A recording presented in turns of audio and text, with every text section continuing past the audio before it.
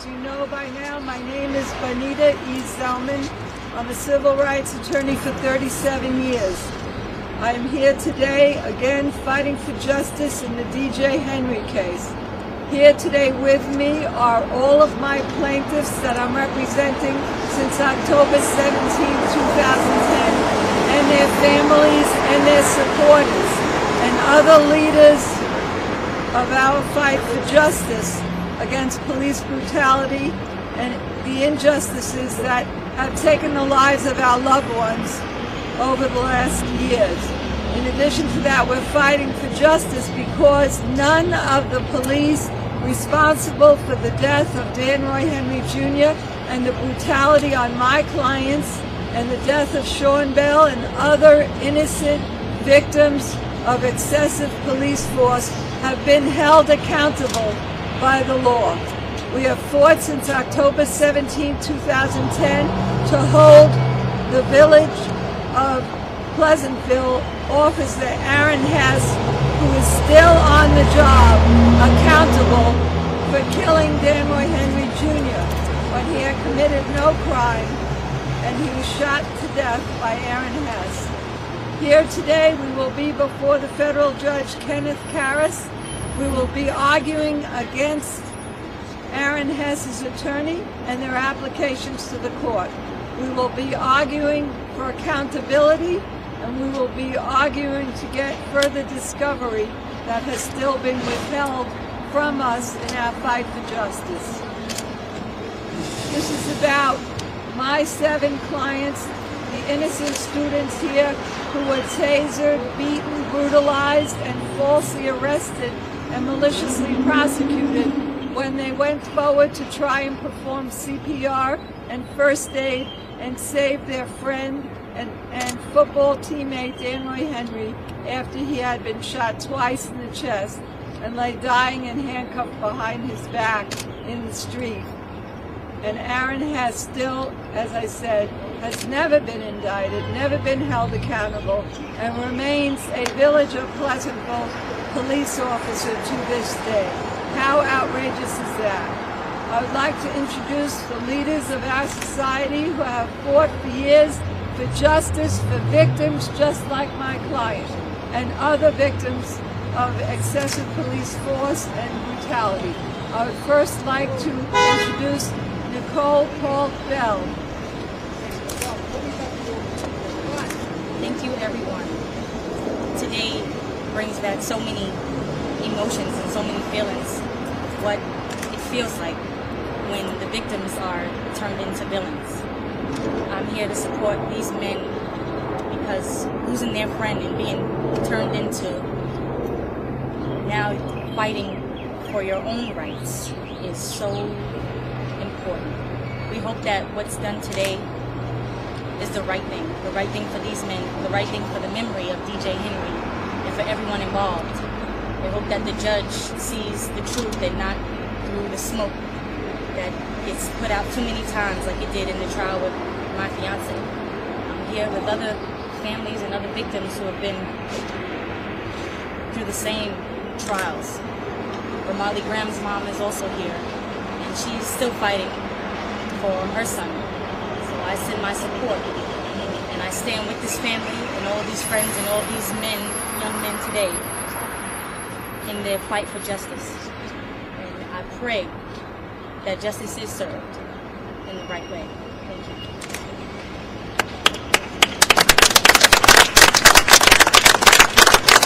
I would also like the public to know that Nicole Bell has stood with us for the last 2 years since October 2010 in our fight for justice, and we will stand beside her in her fight for justice. And we hope that she is elected in the upcoming elections because we need a woman like her fighting for all of our citizens in this great state. At this point, I'd like to introduce Damon Jones, who's the chairman of Blacks in Law Enforcement of America. Good morning, everyone. My name is Damon Jones, Blacks in Law Enforcement of America. As always, we stand here seeking justice. We stand here seeking accountability of law enforcement when they do not follow policy and procedure or when there is no policy and procedure in place to address the issues. We also stand here to hold the elected officials accountable. This is the third death of questionable use of force here in Westchester County. And not one politician has said anything to the families, all three families. Not one politician has said one word about accountability. And as I said before, if Barack Obama can put himself in the place of the family of Trayvon Martin, then our elected officials here, especially our elected officials of color, should be able to put themselves in the place of Christopher Ridley's family, in the place of DJ Henry's family, and in the place of Kenneth Chamberlain's family. Right. We have heard nothing from them. We have nothing from them. So we're here to say we want justice and we want accountability, not only in the courthouse, because what getting justice in the courthouse only does is you're paying with the taxpayers' money. That's not real accountability when you're paying with the taxpayers' money. We want true accountability. We want legislation passed. We want people in management held accountable. We want change in how law enforcement polices the community in Westchester County, not only Westchester County, but New York State. So we stand here as law enforcement professionals supporting the young men in every family that is victim of police brutality and police misconduct, which we call police criminality. Any law enforcement officer that is trained by the institution of New York State that goes in the community and abuses his power is no less than a criminal himself. And Officer Hess and every other officer should be held accountable as criminals. Thank you very much.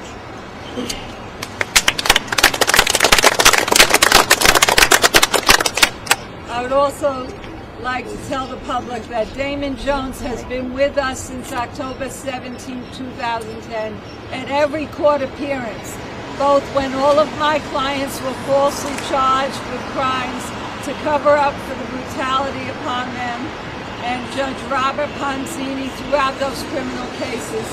But Damon has been with us from the beginning and has pledged his support to getting justice for DJ Henry's family also, as well as for my clients, all of whom were students and members of the football team at Pace University.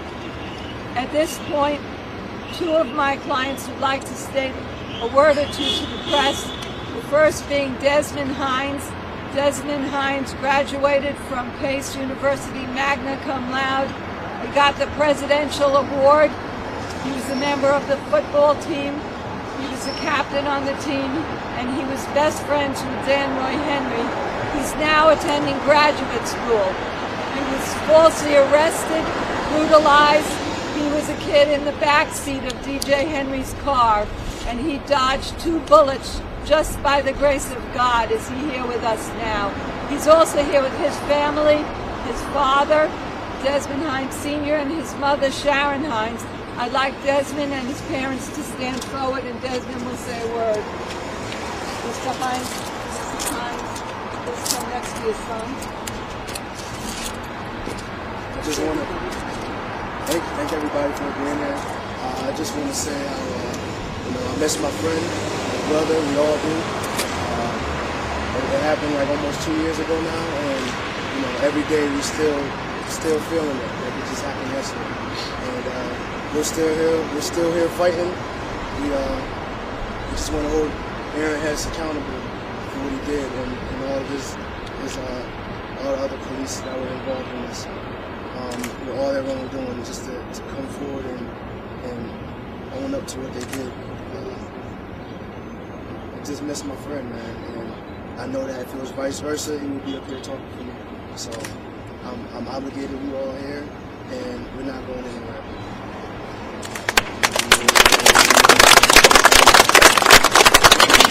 One of my other clients, Yves Delpeche, who also graduated with honors from Pace University, he was tasered twice in the chest by police officer Brian Bosan, Shield 123. Brian Bosan brutalized 3 of my clients. He could have killed Yves Delpeche because you're not permitted by law to taser anyone near their heart. Yet he still walks on the police force of the Westchester County Department of Public Safety. He has never been brought to task, but we are here and will not give up till we hold him responsible and accountable for tasering this innocent young man.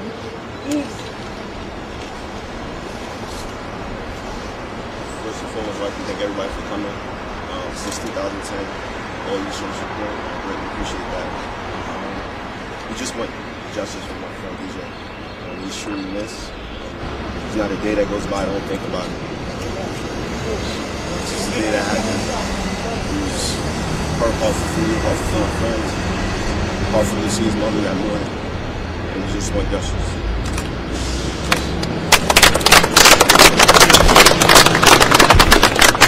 The quarterback at the time, Joseph Romanek, who was brutalized by the police, permanently injured as a result of the fact that he tried to go forward and perform CPR and first aid on his friend DJ, would like to say a word to you. Joseph. I'd like to thank y'all for all being here. I'm here today to hold Aaron Hess accountable for his actions and all the other police officers. I believe attitude reflects leadership. So the ripple effect of Mr. Hess, Officer Hess, we'd like to hold him accountable for his actions. With these men that stand behind the women, we're going to fight until there is no fight. Thank you.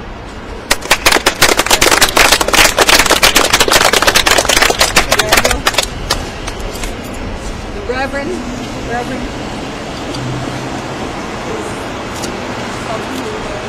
My name is Odinga Lawrence Maddox. I am a pastor in the city of White Plains. I am a member of the Martin Luther King Institute for Nonviolence and the NAACP and other organizations. And I'm here today to say that the very nature of my calling is justice. Justice. Justice spelled Justice, not JUST-US. Right. Police, people in power, those who misuse the law and bend it for their own whatever. I never knew Dan Roy Henry or Officer Ridley or Kenneth Chamberlain. Yet I feel their pain and the pain of their families, because what I have seen in them, I've seen too much and read too much in history. And I say today that enough is enough. We must hold people, and particularly police officers and those who are their employers, responsible for their actions. Enough is enough. We need to come together across racial lines, across religious lines, across all kinds of lines, and seek justice for the people who live in our communities, so that all of us can live in a safe community, and hold those who violate that trust accountable. So I'm here again today with this family and these families seeking justice. Thank you very kindly.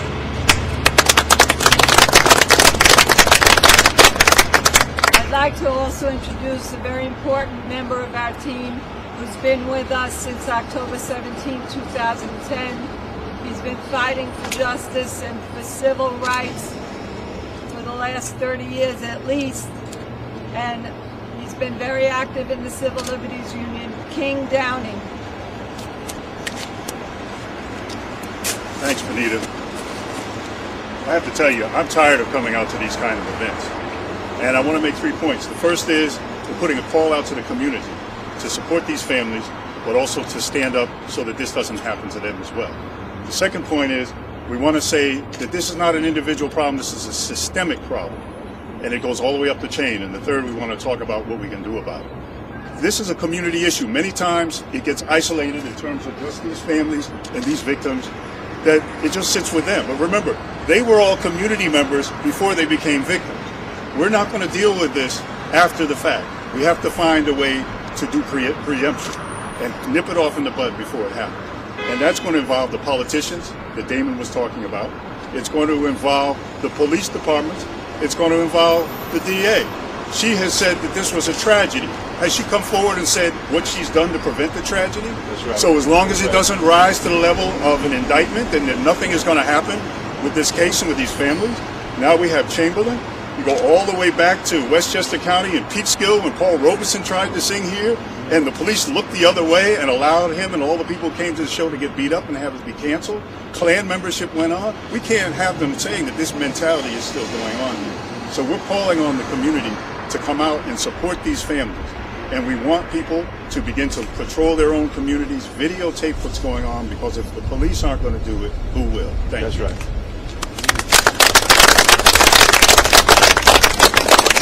At this point, I would like all of my clients, the innocent victims of brutality who stood forward for Dan Roy Henry and tried to save his life, just to step forward, and I will introduce them all to you. Step forward. These are the young, innocent people who are students, innocent students, never before arrested in their lives, with no criminal records. They were football players and students celebrating their homecoming game at Finnegan's Restaurant, when to their horror, Aaron Hess killed DJ Henry by shooting him twice in the chest. Then DJ was dragged from his car and left bleeding, handcuffed in the street. These brave young men and women of Pace University went forward. They were not afraid or fearful for their lives, even though the police that responded pulled their weapons on them and tasered and brutalized them. So let me introduce you to them, because their names will be remembered, because they've been fighting for 2 years for justice for their friend Dan Roy Henry, and they have told me they will not give up. And I have pledged my support to them that we will not give up till we get justice for everybody. On my right is Joseph Romanek. He was the quarterback at the time. Next to him is Daniel Parker. He was a graduate student and a member of the football team. Next to him is Desmond Hines, who's now a graduate student. Next to me is Rebecca Gallo. She tried to go forward, and the police put their gun in her face and threatened her with deadly physical force because she was a friend of DJ and tried to go forward and help him.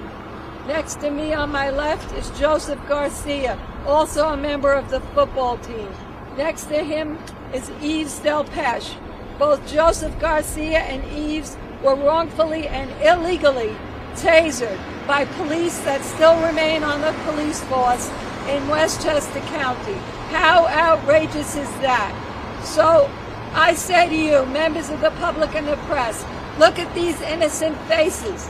Thank God they are still alive to stand here today to fight for justice for DJ Henry, their friend, and themselves, and for your children and members of your families that could be victimized by these very same police that, although they killed DJ Henry and although they tasered and brutalized these young students, remain on the streets of Westchester County as police officers carrying weapons of destruction due to the District Attorney Janet DeFiore. We hold her responsible, but we are here today to hold the Westchester County Police Department, the Village of Pleasantville, the Town of Mount Pleasant, and their officers, all of whose police chiefs and individual officers involved in the brutality have been sued by us. We'll now go in to Justice Kenneth Karras, and we invite you to join us.